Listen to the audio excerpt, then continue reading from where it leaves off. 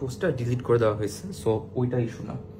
এই মুহূর্তে পুরো বাংলাদেশের যতগুলো বাবা মা তাদের ছেলে মেয়েকে হারাইছে, হ্যাঁ, আমার কোয়েশ্চেনটা খুবই সিম্পল।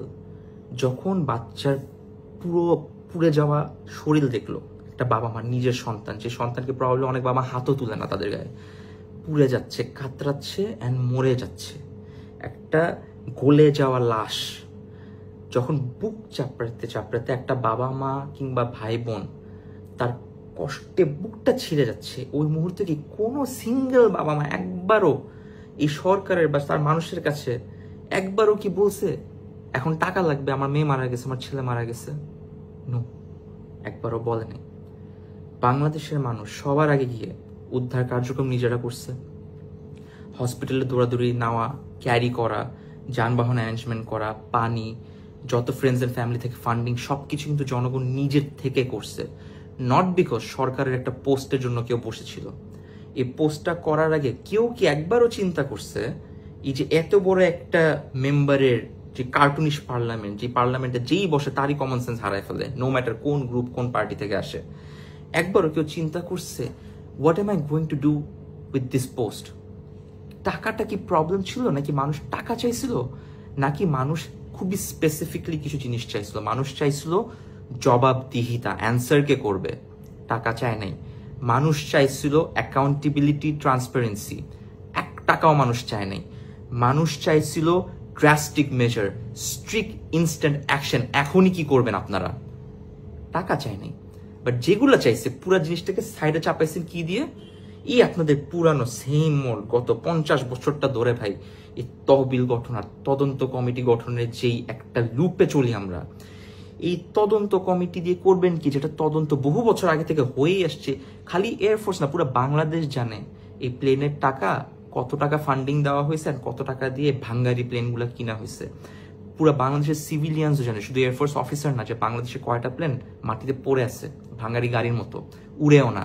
আর যেগুলো উড়ে, কয়টার ইজেকশন সিস্টেম থেকে শুরু করে কয়টার প্লেনের টেকনোলজিক্যাল কি কি ম্যাল ফাংশনস আছে, সবকিছু প্রত্যেকটা এয়ারফোর্স অফিসার জানে, প্লেনের কোয়ালিটির ব্যাপারে বাংলাদেশ জানে। এটা নতুন কিছু না।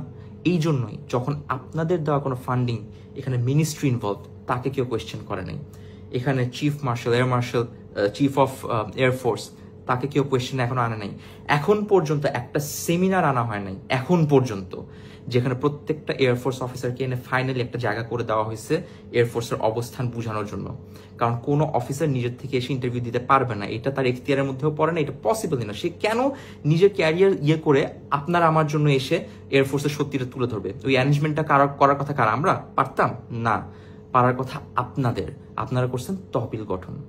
রাজুককে কেউ কোয়েশ্চেন করছে যে এরকম একটা জায়গার মধ্যে এস্টাবলিশমেন্ট হইল কেমনে, যেখানে রাজুক নিজেই জানে যে সেখানে কোনো কিছু রেসিডেন্সিয়াল হওয়ারই কথা না, সেখানে একটা বাচ্চাদের স্কুল বানায় ফেলছে টাকা খেয়ে। এটা তো কেউ কোয়েশ্চেন করবে না রাজুককে। মাইলস্টোন নিজে এটার অ্যান্সার দিবে না, বিকজ তাকেও কেউ কোয়েশ্চেন করে না। যে মাইলস্টোন নিজে জানতো যেখানে এই ক্যাম্পাসটা বানানো হয়েছে, ইট ওয়াজ নেভার এভার 1% সেফ। এটা ওরা জানতো, এটা ডিসকাশন হয়েছে, এটা নিয়ে বাধা দেওয়া হয়েছে, and then they still made the campus, because মরে নাই, মরলে দেখা যাবে। অ্যান্ড নাও শত শত স্টুডেন্ট মারা গেছে, কেউ কোয়েশ্চেন করার নাই, গঠন করছি তহবিল, ফান্ডিং লাগবে। আমি কিসের সাথে কি রিলেট করতেছে আমি বুঝতেছি না।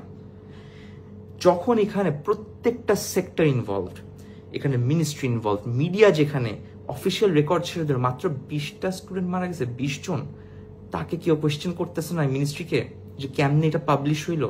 পুরো দেশ বলতেছে যে শত শত মানুষ মারা গেছে, দেখতেছে, এভিডেন্সেস সার্কুলেট হচ্ছে। ইউর সেইং এত বড় একটা ক্যাম্পাসে এত বড় একটা ব্লাস্ট হইলো, অ্যাক্সিডেন্ট হলো, 20টা মানুষ মরে। একটা ক্লাসরুমে কয়েকটা স্টুডেন্ট থাকে বাংলাদেশে, স্পেশালি ঢাকাতে। এখানে কেউ কাউকে কোনো কোয়েশ্চেন করো না, কারো দিকে আঙ্গুল আসো না। বাট দিন শেষে একটা ইনসাল্টিং ডেথ কার হইলো? পাইলটের নিজে। মানুষ কি ডিসকাস করতেছে? সে বীরত্বের ডেথ হয়েছে নাকি না, তাকে নিয়ে গ্লোরিফাই করা উচিত নাকি না, সে ইজেক্ট করছে নিজেকে বাঁচানোর জন্য, যেখানে কিনা মানুষ জানেও না একটা ইজেকশন সিস্টেমে কি পরিমাণে প্রেশার, কি পরিমাণে রিস্ক স্টিল থাকে। একটা ফ্লাইট ইজেক্ট করলে যে সে সেফ এরকম কোনো কথা নাই, যেখানে তাকে এমন একটা প্লেন ধরা দেওয়া হয়েছে যে প্লেনে অলরেডি আগে অনেক এয়ারফোর্সের সোলজার মারা গেছে, পাইলটস মারা গেছে একই এয়ারফোর্স থেকে, অ্যান্ড বেশি দিনও হয়নি, খুবই কম টাইমের মধ্যে আপনাদের পাইলটস মারা যাচ্ছে। কেউ গিয়ে এয়ারফোর্সকে এটা নিয়ে একবারে কোয়েশ্চেন করলো না। পাইলটটা মরলো তো মরলো, এমন একটা প্লেন নিয়ে মরলো যেটা অলরেডি আন্ডার কোয়েশ্চেন, এমন একটা কারাপশন নিয়ে যেটা অলরেডি আন্ডার কোয়েশ্চেন, সেটা নিয়ে কাউকে জবাবদিহিতা করা হচ্ছে না, কিন্তু টাকা চাওয়া হচ্ছে। কে চাইছে টাকা? কখন চাইছে টাকা? What is going on with you guys? এই চেয়ারটার মধ্যে এমন কি আছে যেটা আপনাদের complete basic bare minimum common sense হারায় ফেলে? বাংলাদেশের মানুষের সত্যি কথা বলতে কি হয়েছে যে আমাদের তো আসলে কিছু করার নয়, we don't have the control. আমরা যদি জেনেও থাকি what's right and wrong, we can't do anything. আমাদের চোখের সামনে অনেক কিছু হবে, আমরা ভয়েস রেজ করে কনসার্ন রেজ করতে পারি, আমরা একত্র হইতে পারি, যত একত্র হই না কেন, can we change the system? Can we take decision নিবেন আপনারা, অ্যান্ড ওই আপনাদের সাইডে ঘুরে ফিরে আমরা একই মানুষ মানে কি বলতেছি, মানে ক্যারেক্টার একই, চেহারা নাম চেঞ্জ হয়।